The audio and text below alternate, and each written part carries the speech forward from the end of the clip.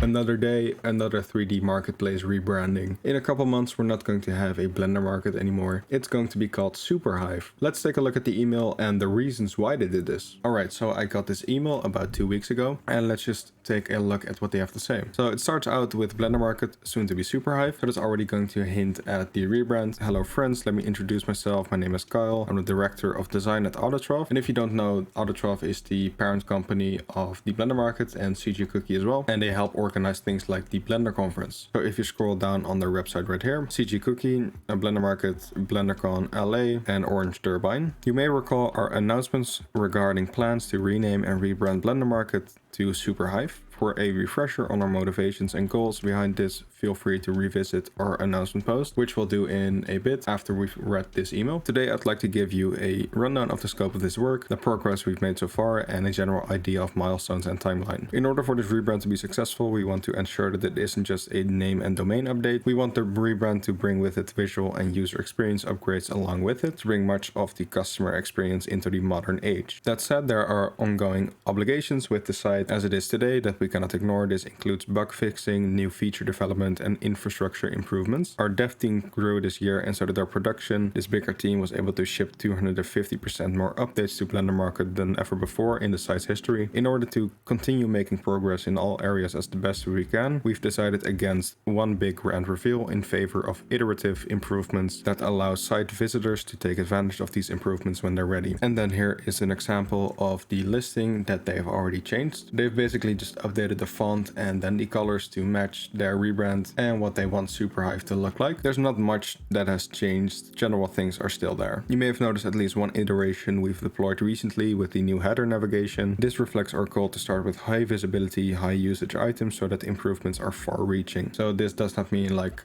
bigger products. This just means things people interact with more, like a search bar. At the time of our announcement, our goal was for the rebrand to be complete in 2024. While we won't quite hit that target, our revised goal is the end of Q1 2025. So that means we have about 3 months more with Blendermarket, and then we finally have to say goodbye to Blendermarket and welcome Superhive. To achieve this will be a top priority in early 2025. We're still reserving resources for progress on our day-to-day roadmap. Between now and then, I plan to offer regular email updates with you, including visual previews and overviews of launch plans. While the site elements are being updated, we plan to start communicating the name change in anticipation of the switch being officially made. We will start this by beginning to refer to Blendermarket as Blendermarket, soon to be Superhive, wherever possible. This applies when writing out the name as well as the Blendermarket logo once we deploy a soon to be Superhive tagline. This will allow us to communicate and institutionalize the new name before it is official. Once you see us doing this, we will encourage you to follow suit by using the interim name Blendermarket, soon to be Superhive. We intend to develop a launch and land strategy for this switch well ahead of time, and I will share an overview of that strategy in a future update.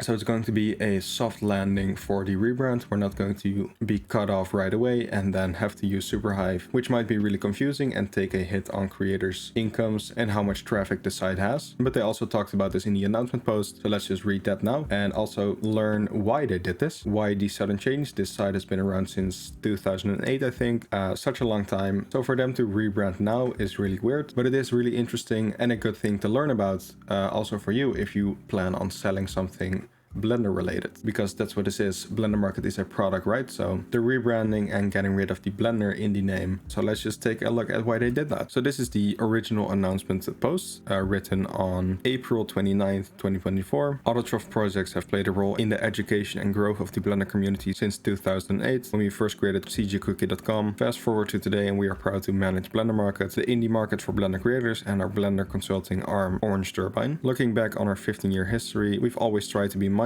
of our obligations to the community we've been building, as well as the obligations to the Blender community at large. Blendermarket was created with a single goal in mind: to give our community a trusted independent platform for earning a living with the software that we all love. We are humbled to say that Blendermarket has begun to achieve this goal. 2,600 different creators have achieved a sale. I'm one of them. Thank you very much. You can check out my Blendermarket page or soon to be Superhive page with the link in the description. 9 creators have achieved over $1 million in earnings. Over $33 million have been paid to creators. Another core construct while building Blendermarket was being mindful of the idea of profiting from free software and wanting to include a built-in way to allow creators to donate some of their earnings to the Blender Development Fund and allow customers to know which products benefited the fund. So that's the little heart that you see next to products. I contribute some of my earnings to the development fund as well, and it's a really good way to help Blender while also helping yourself, and it also has a lot of effect. 49% of all products contribute to the development fund. We are of course committed to seeing creators' success grow and for the development fund contributions to grow. We have an active development roadmap that reflects this commitment, but to address going beyond business as usual,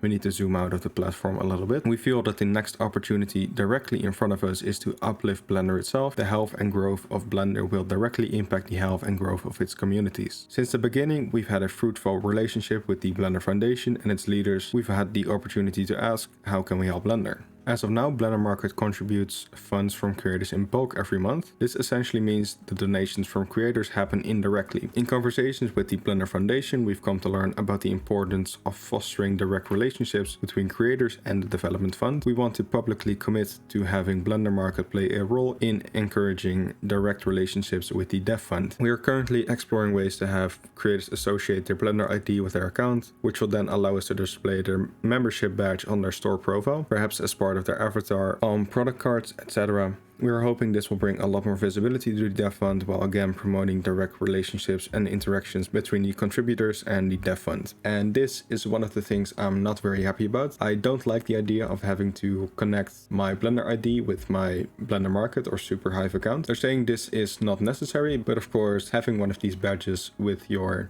membership on there does of course help with people going to choose for you rather than someone else that does not have that badge. What they are trying to achieve is that a lot more people are seeing the badges and then figuring out what it's for, and then in that way also contributing to the dev fund themselves. But I don't think this is the way to do that. I would like to have Blender completely offline. I would always like to have that opportunity, and connecting it with a third party also doesn't sit very right with me. So I don't think this is a very good way of doing this, but it might be great to have a Blender ID matched with the donations. Maybe if they want a more like direct way of thanking you, maybe, I have no idea, but that would have to be something only Blender really cares about, like knowing where the most amount of money comes from which creators. I don't think it's a really good option to connect your Blender ID with a Superhive account. And now we come to the real juice of this, which is why they're doing this, and that is uplifting the Blender brand. Without Blender, our communities and our projects would not exist. That means that we need to protect Blender, and not just with donations. We need to protect the brand because, well, Blender is a community project, the brand and trademark is not. The Blender Foundation has long had guidelines in place that dictate fair use of the Blender trademark and name. In short, if you want to start a company or website related to Blender services, avoid using the name Blender in it. You can use it as a secondary tagline though, such as Awesome Company Inc., the Blender Specialists. The same goes for forks of the Blender software. Give it a new name and create a unique brand that way. The latter is also enforced by the GNU GPL, which explicitly excludes brand names from the freedom. Some exceptions may apply, for example, for free accessible community sites or websites that already exist for many years. Historically, we've benefited from the website that exists for many years exception. The Blender Foundation has been gracious in letting us keep this exception. It is because we have existed for many years that we are in a unique position to lead by example to the ecosystem at large by helping the Blender Foundation reach their goal of trademark governance. It is in this respect for institutional autonomy that led to the creation of Blendermarket in the first place, building a platform that allows Blender creators to establish and or grow their own brand and legacy. We feel it's only right to recognize that same autonomy within Blender. We are aware that any rebranding process will greatly impact creators and users of the platform. A new name is step one of many in actually rolling out the rebrand and officially switching to the new name. That is why for much of the remaining year, Blendermarket.com will remain unchanged as we outline logistics and keep our creators informed along the way. What is Superhive? It's actually a real thing in beekeeping. A superhive is an empty box placed above the existing boxes of the beehive in order to allow the colony to expand or store additional honey. A superhive is literally an add-on to a beehive. Add-on? Really nice. We are excited to achieve a name that not only nods to our B and B3D, but also has relevant literal meaning. Speaking of the B, continuity was and is very important to us, so we are thrilled to be able to rebrand with a name that allows us to retain our beloved B. And the B they're referencing is the logo of Blendermarket. They won't be changing that, and I think that is actually really cool. I like the rebrand, I like the idea behind it, and yeah, it's just a good decision. Trying to protect the Blender trademark and brand while also creating something new and continuing with supporting Blender. And also keeping the logo, of course, also really helps with people still recognizing it. So that will be really beneficial to creators and minimize the impact that a rebrand might have. If you always bought something from a website with a certain name and logo, and then a couple days later you go to that same website and then the logo, the website and the name is completely different, you would think there's something wrong and not buy that day. But having that little bit of continuity with the B, I think really helps. Just let people know that it's still the Blendermarket they know and love. Community obligations change and evolve as a community grows and evolves. Changing our name and identity is a huge deal and has been a 4-year conversation. At the end of the day, we believe passionately in the Blender project, and we can speak from experience that serving the community is also an investment in your own well-being. The future of Blender-based business has never been brighter, and we are excited to establish a new name for ourselves for the love of and independence of Blender. And that's it. That's the reason they are rebranding. So in short, they want to rebrand because they want to protect the Blender brand. They don't want to benefit from the exception in the rules of the GNU GPL, which allows them to use the Blender name because they've existed for so many years. Instead, they just want to step away from that and let Blender and Superhive be a different thing while still supporting each other. And they've talked about this for 4 years internally, so there isn't a light decision that they've made. All in all, there's not really much going to be changing about the Blender market. It's just something I wanted to make a video about, so you also know what's going on. I haven't seen anybody talk about this really, so this video might be very beneficial to the rebranding launch and land strategy that they are trying to